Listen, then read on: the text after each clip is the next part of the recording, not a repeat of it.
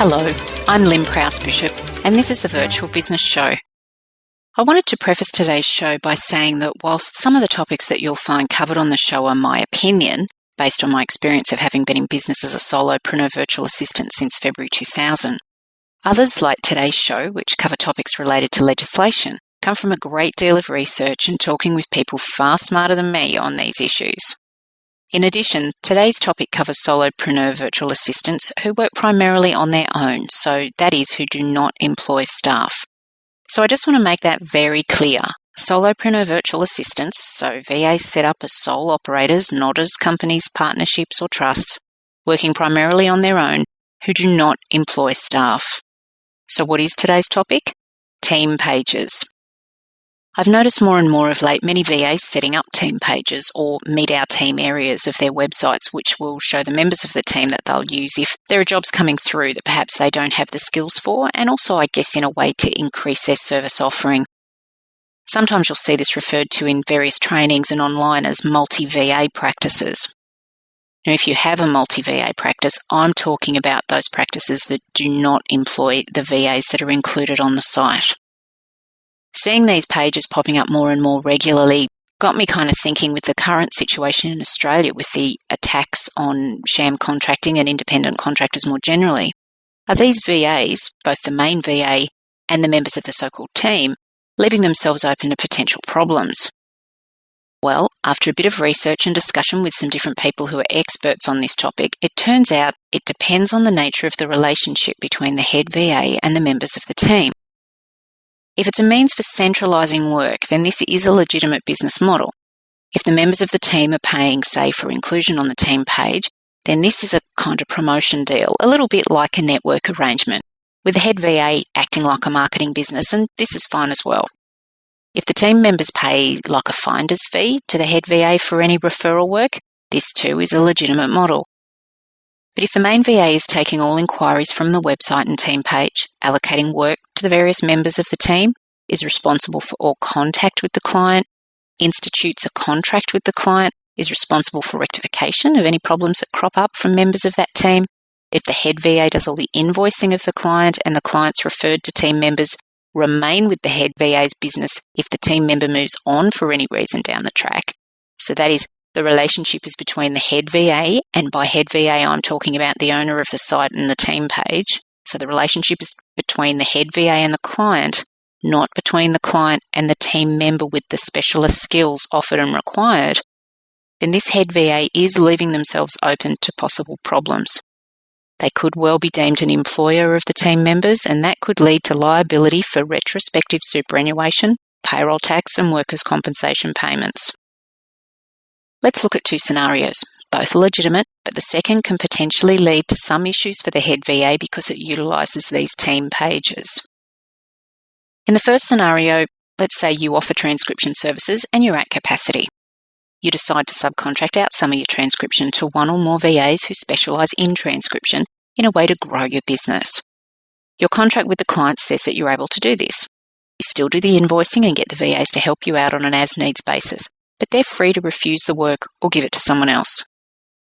In this scenario, generally the head VA will charge the client and pay the subcontract VA subcontract rates for the job to account for the head VA doing the marketing, getting the client and so on. Now she's getting help on an occasional basis for overflow work. The subcontractors are not listed on a team page in this scenario. She pays them for the work, less a commission for passing on the work. Now in the second scenario, you're getting lots of inquiries for transcription, but you don't offer it. You decide, in an effort to grow your business, to put on a transcription specialist as a member of your team.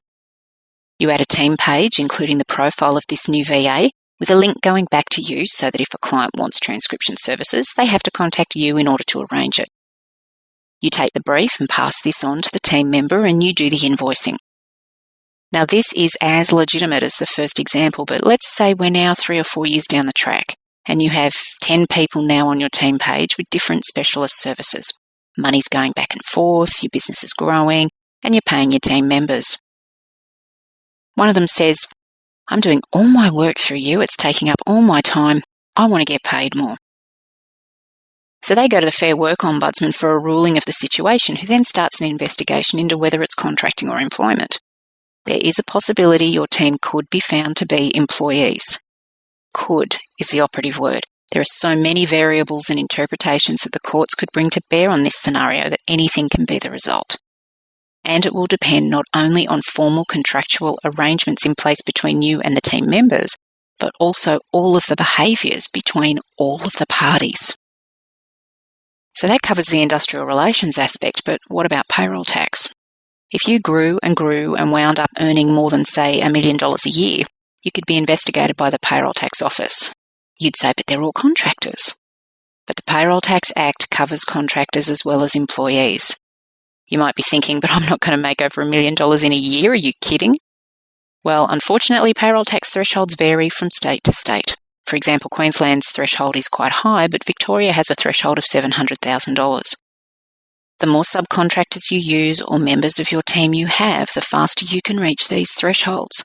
Faster than you imagine, because you're replicating yourself over and over exponentially by the number of VAs on your team. So potentially, any VA with these kinds of team pages could be opening themselves up to future payroll tax issues. If you're confused, get this. In the early 1990s, the High Court in Victoria, when deciding the payroll tax implications in relation to the use of contractors, said the Act was so confusing they didn't understand it, and therefore it means whatever the bureaucrats choose it to mean. I'm paraphrasing, of course, but that was the gist of their ruling. The same applies with workers' compensation payments. Workers' compensation schemes also pull in contractors under certain circumstances, so there could be an argument that the engaging party, who's the head VA, has a workers' compensation liability. And finally, superannuation, another hugely confusing area. Under current legislation, as the team members are supplying their labour and being paid for it, it could be argued the head VA is responsible for superannuation guarantee payments, and again, it will depend on the court's interpretation. Superannuation guarantee legislation arbitrarily puts the decision entirely in the hands of what's been termed the Australian Taxation Office's smell test. Do they smell self-employment or an employer-employee relationship? A traditional VA setup of a solopreneur working for a number of clients, even though they are being paid for their labour, supply their own equipment, work from home and so on, so the ATO is likely to smell this as self-employed. But the team member situation could be smelt by the ATO very differently. If the head VA is responsible for invoicing the client, paying the team works from their home, supplying their own equipment and so on, common sense would dictate that they are all self-employed. But that's not the way the ATO has been behaving lately, nor the courts. One recent case was a translation company who used subcontract translators all working from home independently with their own equipment, but the business looked after all the invoicing and dealing with the client.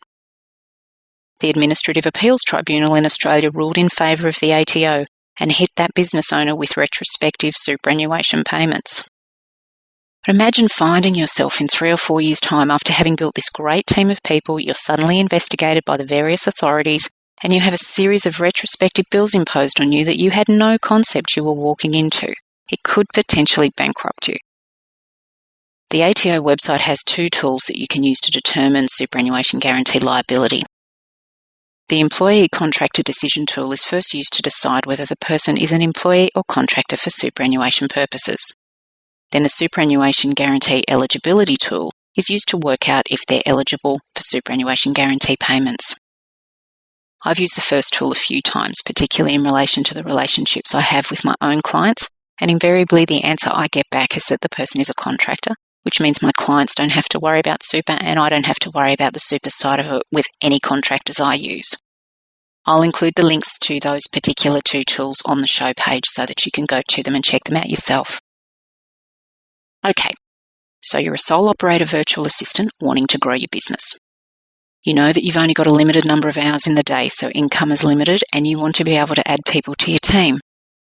How do you avoid the potential hassles associated with this?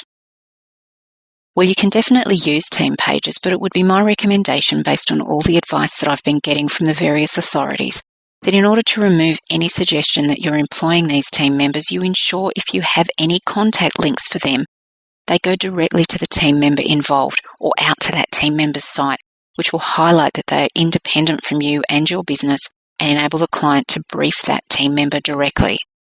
Now, I have to say that of the team pages I've seen of late, none of them do this. They list the team member's name, bit of experience, what their specialty is, but none of them link out to that third party's page or have a contact link to contact that person directly. None of the team pages I've seen have this arm's length feature. This also highlights the difference between networks and these team pages. All legitimate networks will provide a direct link to member sites with contact details, which of course enables clients to contact those members directly. Now, you can make it further arm's length by ensuring you include the VA team members' business names on their profile, further showing that they actually aren't a part of your practice, but run their own independent practices. If you want to control the workflow, for example, a client rings wanting web design and you have a specialist web design VA on your team, then be sure to let the client know you're putting them in touch with so-and-so who's your web design expert, and then you leave all communications, contracting and invoicing up to that VA and the client. Remember that the traditional VA business model is you get started on your own as a sole operator, but of course over time you find that your income is limited by the amount of hours you can work. So in an attempt to build your practice, you start to subcontract to a network of VAs and get a small commission for the work you send them. If you seek to centralise and control the flow of work, however, you begin to look like a normal employing business. Team pages have the potential to make you look like this. You can legitimately set up team pages if you'd like to become, say, a network or marketing business, advertising the services of specialist team members in exchange for either a monthly payment or commission on work referred.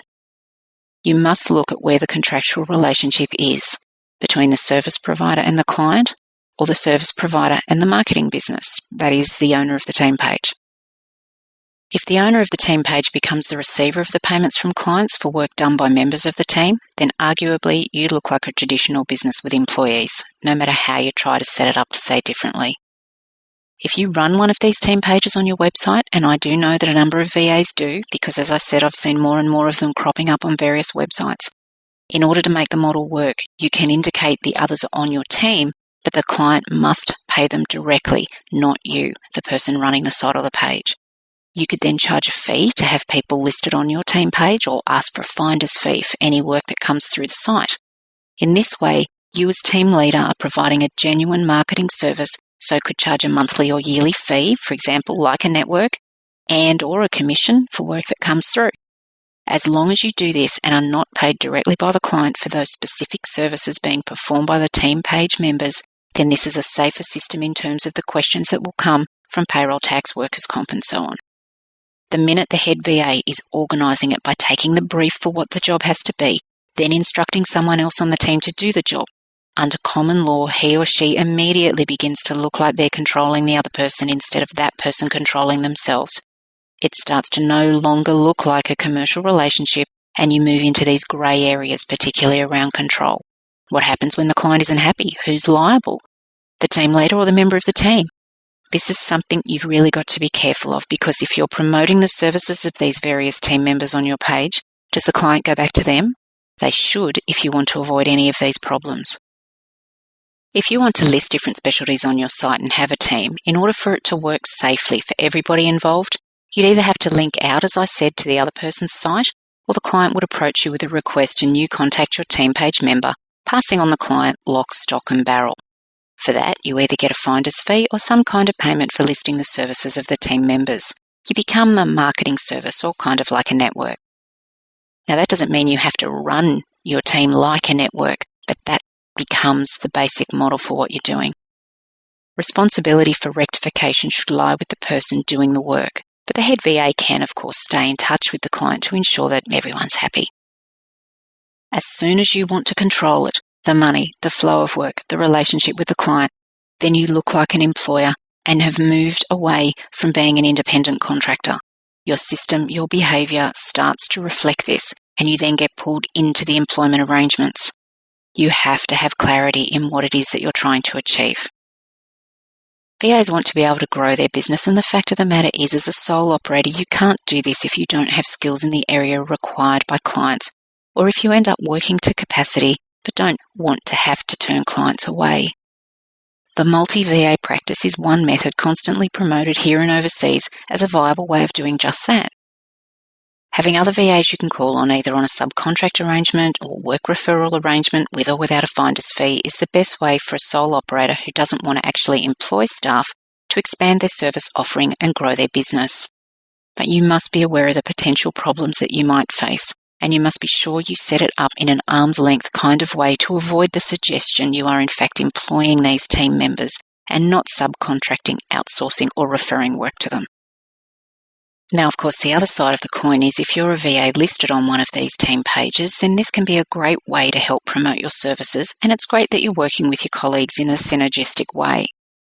But you should also be aware of potential problems you might face from these types of listings.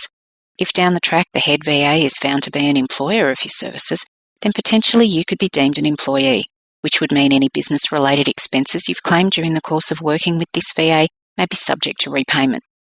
This could include business deductions, superannuation payments you may have made, and any co-contributions that the government has made on those super payments. There could also be fines applicable. Be sure to ask the VA who owns the site to have your business details included, so there's no doubt that you yourself are working independently. And you should also ensure that any link included for contact information goes to you, so that you can deal with clients directly. All this being said, there's a disclaimer. Since a lot of this information relates to legislation, it's going to apply to each individual on an individual basis. You'll need to seek your own advice to find out how this might apply to you based on your own circumstances. What I've discussed in today's show is the state of play as it stands right now in April 2011. If you found and are listening to the show much later than its original date of going to air, things might have changed. Governments change, legislation changes. Be sure to get your own independent advice on anything related to legislation and regulations pertaining to business. I'm Lynn Prowse-Bishop. Thanks so much for listening.